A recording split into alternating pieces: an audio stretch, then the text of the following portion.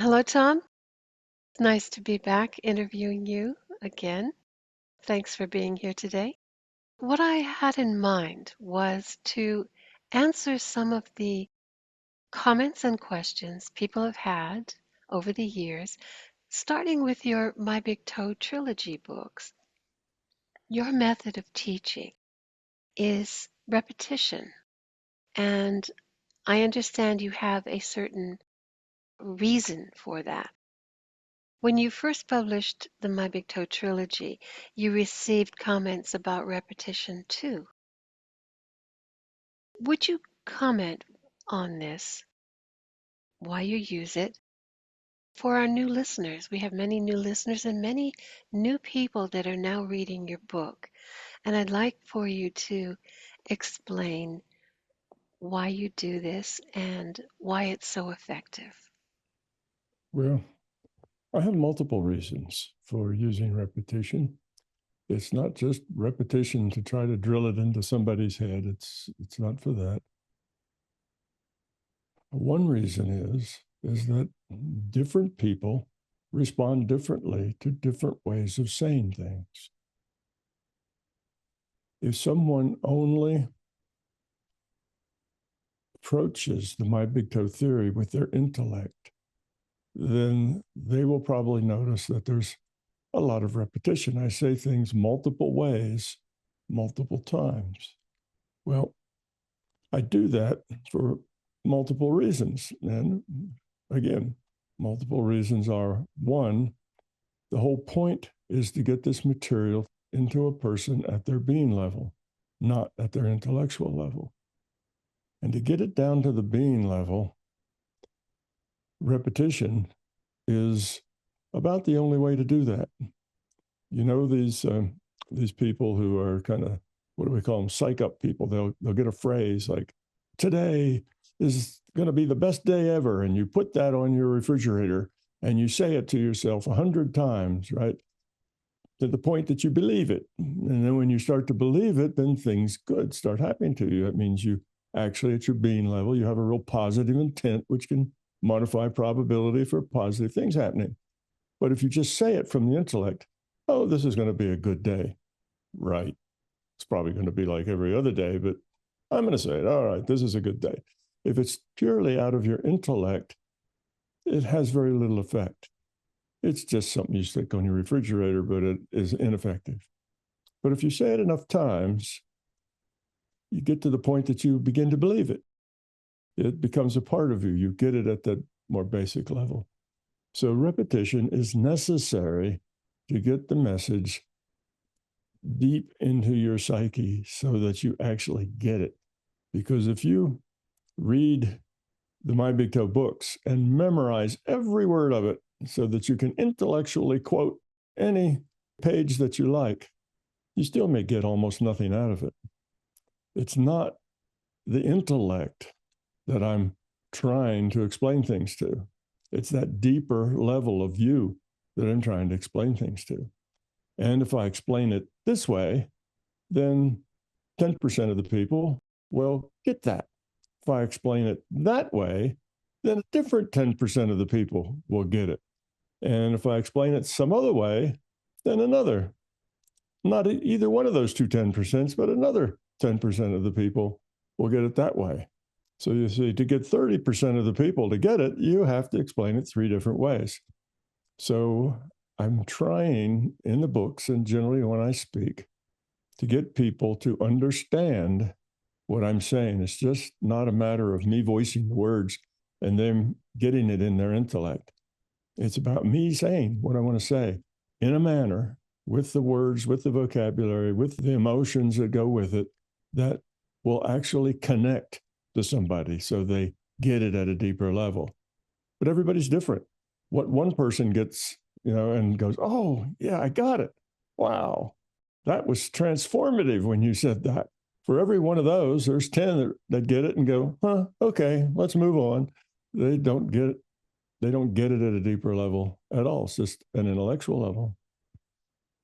So saying things in different ways is just a way to engage a lot more people so that everybody doesn't have to get the way I would say it, the way I'd naturally say it. If I say it that way, I say, well, I'm going to say it the way I like to say it, and you either get it or you don't. That's not what I'm trying to do here. I'm trying to get as many people to get it as possible. And the only way to do that is by saying things multiple ways. You come at it from different directions. And that just gives you a much larger audience that's likely to walk away with it. And you made a good point that while you were, working on the gems, you heard something that I said that you've heard probably 50 times. I mean, you've been to all of my events because, well, not all of them, but most all of them. There's a few I did without you, but you and Keith have been to all of my events, and you've heard me say these things over and over. But the way I said it that time, you suddenly got it at a deeper level and had a little aha moment with it. Yeah, well, that happens. People will read my book 5, 6, 7 times. And on the last read, they will still find things in it that they missed, that they just didn't get before, because they weren't quite ready to get it at the level that I presented it. It's I just, think many people can identify with that, with your books. yeah, You yeah, can I've had, read it over and over and yeah, always get something new. yeah, find things that are new and say, well, why did I miss that? The last 3 or 4 times. You do, because it's not said in the way that it gets you, but you change. After you read it 3 or 4 times, you're a different person. Even if you read Yes. it once, you're a different person. The door's been cracked open on the first time. The second time, you'll get a lot more just because the door's already been cracked open. The third time, you'll get even more, and so on. So Yeah. that's repetition. And repetition is an important part of learning. So any good teacher will tell you things in multiple ways, coming from multiple directions. And if you take it all very lightly, which means you don't take it in at a deep level, you just take it in at a shallow level. You just hear the words, you know what the definitions of the words are, and you go, got it, and you move on. You're probably, by the time you finish the book, you've only gotten about 15% of what's in there if you read it in that form. That's why I tell people that when you read those books, you have to read them slowly. You have to read a paragraph, just one paragraph, and there's maybe 2 or 3 paragraphs on every page. You just read one paragraph and you stop and you think, how does what I just read apply to me? What does this mean to me? Is there something in there that I can learn or understand what's in that paragraph? And then move on to the next paragraph. But most people will spend 3 minutes reading the paragraph and 20 minutes thinking about it, which makes it a slow read.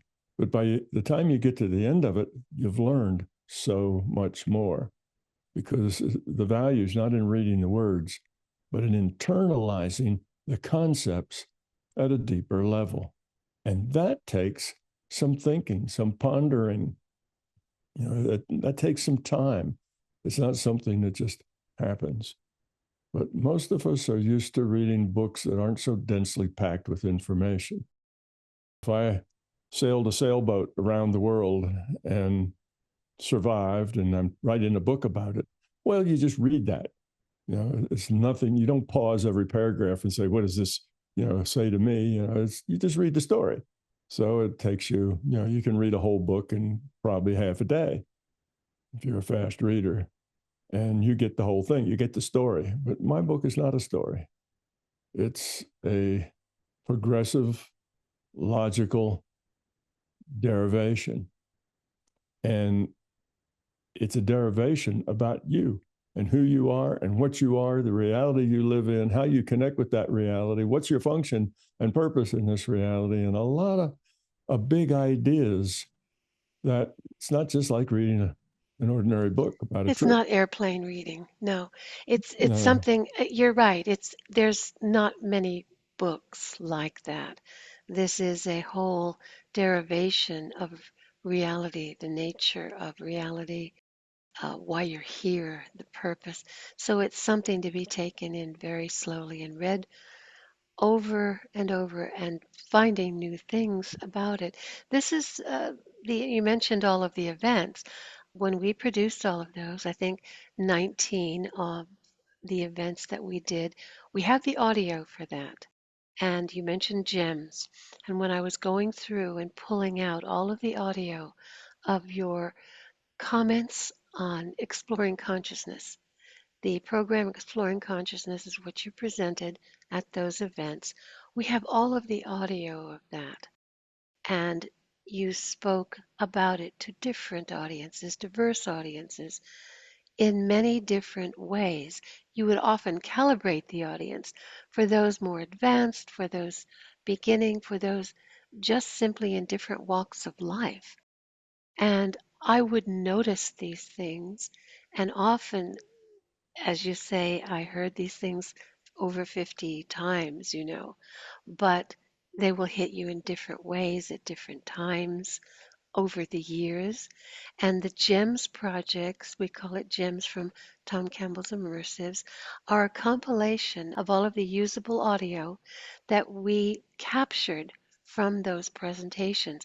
And it's important and valuable in a sense of historically, this is all of those words of wisdom and explanations and guidance that you gave in these immersives.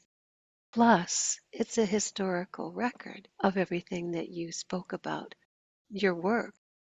So it's very important for people to understand, and sometimes in some of the videos too, that when you speak these things over in a different way or another example, it is to kind of refine that and reach out to more people. It was really fascinating for me to discover something that I knew and to really have it reach at a deeper level. So I hope if people are reading your book for the first time or listening to your videos, or whether they're listening to the Exploring Consciousness program and trying to learn, it's very important for people to know that there is a reason that you present your things the way you do. Yeah. Well, So, another aspect of it, Donna, is that I don't speak from a script. I don't come to any event or any program or anything else with a script and then follow a script. Everything is fresh every time. Of course, I do get asked the same questions over and over and over, but I don't give the same answers all the time. Each answer is kind of crafted for the asker and for that audience. So sometimes I'll dig in deeper, sometimes I'll keep it shallow, sometimes I'll add examples, sometimes I won't. It just depends. I try to gauge the audience, who they are, how much they know. I try to answer the question in the asker's mind, even if they didn't ask it. You see, a lot of times people have a question, something that's bothering them, something they need to know. But when they actually ask that question, they generalize it in a way so that it doesn't sound particular to them. They make it a general statement. But I can pick up on what their particular problem is with that. And then I try to answer that problem. But also, I have to be answering it for the 100,000 people that over the next 5 years, will listen to. So I've got a lot of different irons in the fire when I decide what I'm going to say to whom, when, and none of it's scripted. So it just comes out however it does at that time. So you're going to hear me answer the same question over and over, perhaps, but it'll be from a different perspective. It'll be from the perspective that suits that asker. And to me, that just, again, it includes more people because there are probably thousands, if not tens of thousands of people who understand things very much the way that asker understands things. right. And there's another 10,000 people that don't see it that way at all. They look at it from a different perspective. So repetition is a way to get people to dig deeper, to get it at the feeling level. And Yeah. if you read the book with the idea that you just want to get the facts and understand it at an intellectual level, Mm. you'll probably miss 60 70% of what's in the book. You won't really get it because the book isn't speaking to your intellect. It's trying to speak at a level beneath that intellect, at a level of knowing, Yes. not at a level of just thinking about it. You're trying to So, get across the individual reality that we live in, the subjective reality that we live in. You're trying to get to that intuitive space that's not in the intellect and reaching people that way. That is difficult to do, but you do it so well because of how you reach people at an individual level. You see, when I've noticed when someone asks a question, you are, as you said, answering it for that individual and then broadening it to a more general audience, perhaps that 10 or 15% that will get that question that way. So it's fascinating when you're trying to get across the nature of who we are, our purpose and the nature of reality. This is not a memorizable thing. This is something that unfolds over the years. And I've experienced that myself. I think you do that well, and I want people to understand how your method is and how you sure. try to do that. Yeah. The other thing is I'm learning all the time. So what I said, 15 years ago, I will probably state very differently now. Well, maybe not very differently, but somewhat differently. And I'll add new material in that I didn't say then, because learning is not something that you do and then you're done with it. Learning is something you do your whole life. So my delivery and my choice of metaphors and all of that changes over time, hopefully grows and gets clearer over time. I get better and better at explaining things to people. Even if I've explained the same thing 100 times in 100 different ways, there's still room to do it better. And hopefully it'll continue to change and grow over time yet. So Yeah, don't let the idea that, oh, I already understand that. Let's go on. I don't want to hear it anymore. right. Well, you probably understand it at a very superficial level if you have that Yeah, reaction to it. You need to think about it more and not just do you understand the words I said. right. Well, anybody who knows the definitions of the words that I speak will say they understand that. But do you understand the concept, the feeling, the connection, the what that means to you at a deeper level, what that says about you and your fear and your ego and your beliefs and how you fit into that? And you have to do that kind of a digging for you to really understand what's there. If all you do is hear the words, you will get, like I say, maybe 15% of what's intended for you to get or what's there for you to get. It's not just the words, but how do those words apply to you? And you can't actually do that with just a casual thought. Now, some people say, oh, yeah, I get it. And I know how it applies to me. And I go on, but you don't really. You think you do, but we're talking about things that go very deep. The nature of your reality and your place in that reality and how it got to be that way. And you have to really understand it at a deep level, not just hear the words. Yeah. This is a difficult thing about your work. It's not something you can sit back and listen to someone speaking.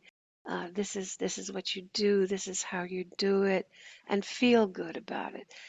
Your work is something for people who are serious about really digging into themselves, and that's scary sometimes. Um, that's yours is not an easy way. You have to really think deeply, think about how you act and how you react and what that means within your my big toe theory, what that means to be able to face yourself and work on yourself. That's the thing. It's work. And it's not simply handed to you to believe or not to believe. It's something you work on individually. For sure. Um, So somebody could tell you, well, who are you as an authentic being? Everybody should know who they are as an authentic being, and who are you? How do you differentiate yourself from your intellectual view of yourself, from your what can we say, your persona, your image? And people would read that and say, yeah, that'd probably be a good thing to do. And then they go on, read the next thing and read the next thing. You see, and what I'm supposing is that when you read that, you stop right there and spend the next 2 or 3 days thinking about what that means to you. Who are you? What is the authentic you? And what part of you is playing to your culture? You're that way because your culture taught you to be that way. Is that really you? Is that how you feel? Or is that just things you do because that's what everybody does? Are you going through life like a robot, doing the things that everybody does? Or are you really purposeful and know exactly why you do what you do? So many people will read a book like that and then it'll talk about finding your authentic self, and they'll go, nod, okay, I understand what that means. And they'll go right on with it, you see. But the point is, you don't learn much from that. You can socially talk about it with other people, talk about, being authentic and so on, but you've missed the point. You haven't actually done the work. So this is the same way. That's just a simple example, but this is the same way. You can read about it and say, yeah, well, I understand what that means. Let's go on. But there's a difference between that and actually doing it, getting it understood and connected to what does that actually mean to you? What's in it? What can you learn from that exercise? It's just a really big difference. I guess maybe that little example will maybe let people understand more of what I'm saying. Yes, you can read a self-help book and it'll tell you you need to be authentic. Yes, of course. Now, what's the next sentence say? It's Becoming authentic is yeah, another thing. exactly. That's your work, and Yeah. that's where you differ. It's in depth. I hope we have put across the reasons for how you teach things and a little more of an in-depth look into your MBT trilogy and your programs, Exploring Consciousness, where you can actually work on yourself. The GEMS projects that we did is an example of how you spoke differently at the different events about same subjects. So that's an eye-opening thing too. And I guess your advice before was take the book slowly and think about things and really work at understanding these things. How Mm-hmm. would you end that? How would you add to that?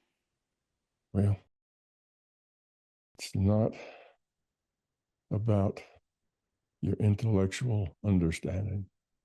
It's about your total, I can say intuitive understanding, but that's probably confusing to most people. It's about your deep level understanding and the growth and it's about changing yourself. You should approach all of this about who am I and who do I want to be and why and what are the options and why should I be this way rather than that way? And you need to work out all of those questions in your own mind. So it's really about you. The book is there to help people understand at a deep level.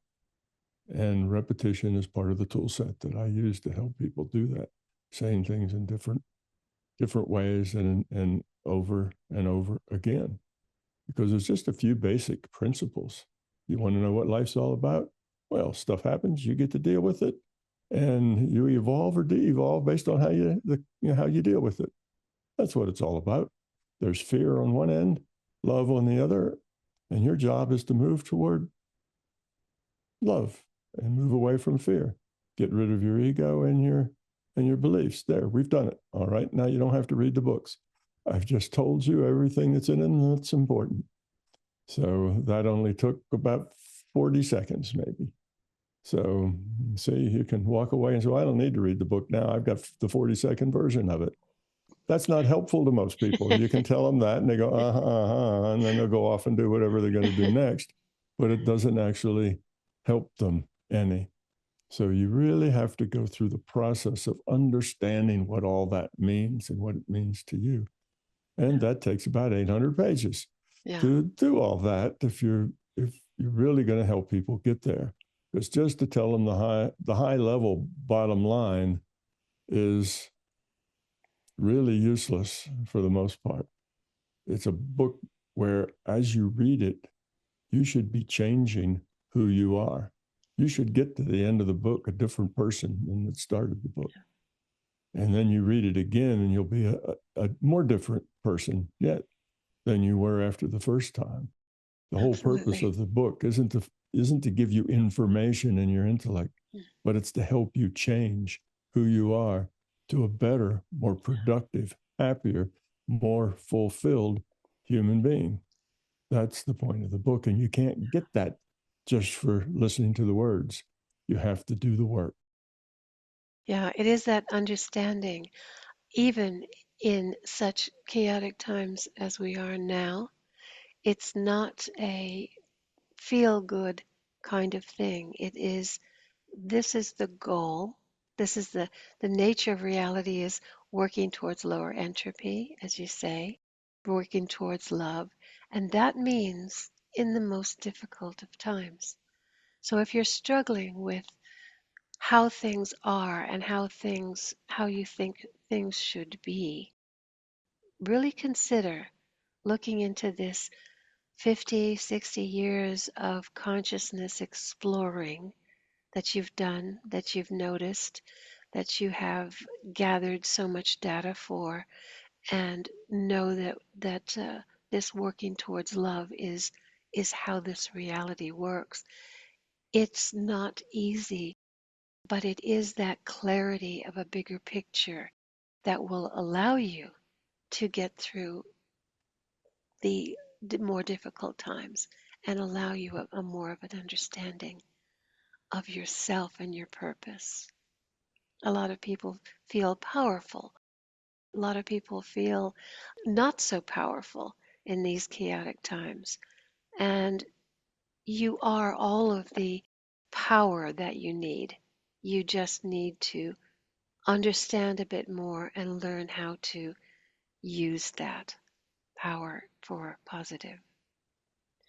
And when I found your books back in 2005, I knew these things at a deeper level. I had read a lot of things and only got a little glimpse from different things, a little bit of a compartmentalized information here and there, and yours is the only one that put everything together, that comprised everything that we can understand about reality in ourselves. So I thank you for that. And I hope our new audience will consider looking more deeply into your My Big Toe trilogy and listen to some of your videos and perhaps even the Exploring Consciousness if you want to be serious about learning how to explore this reality and gain a stronger intuition, then that would be for you. That would be the best thing you can do is that bigger picture. Doesn't make things easier, but it does make things a little clearer. And when you have a purpose, you can really work with that. Also makes things more fun. Yes. No matter what happens, I guess. Thank you, Tom. I hope we got enough of the points across to answer all of those people saying, well, why does he keep repeating that again and again? And now we know. And believe me, it does work. Well, thank you. Yes, it's a feature, not a problem. Yes. Thanks a lot, Tom. Love is the answer.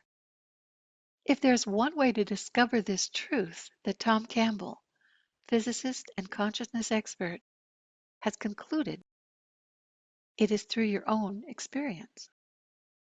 Give yourself the gift of experiencing yourself. After all, Tom has stated so many times that if it's not your experience, it's not your truth. So learn to experience with Tom's Exploring Consciousness and Everything Paranormal program and unlock those natural abilities for yourself. Discover why love is the answer. Binaural beats included to assist you. Details are in the description below. Thank you. Hello, this is Donna of MBT Events. As one of the producers of Tom Campbell's immersive events, Exploring Consciousness, the hundreds of hours of audio preserved from them was the inspiration for Gems from Tom Campbell's Immersives. Every usable nugget from all the information Tom imparted through those wonderful years is now available to you and future generations. What a gift it was to be a part of this wonderful journey of consciousness and the discovery of the paranormal as normal, guided by Tom. These live presentations produced varied and insightful information on the out-of-body experience and the paranormal abilities in an easy-to-understand, user-friendly format as only Tom can do it. The core concepts of MBT delivered in different ways for maximum being level learning.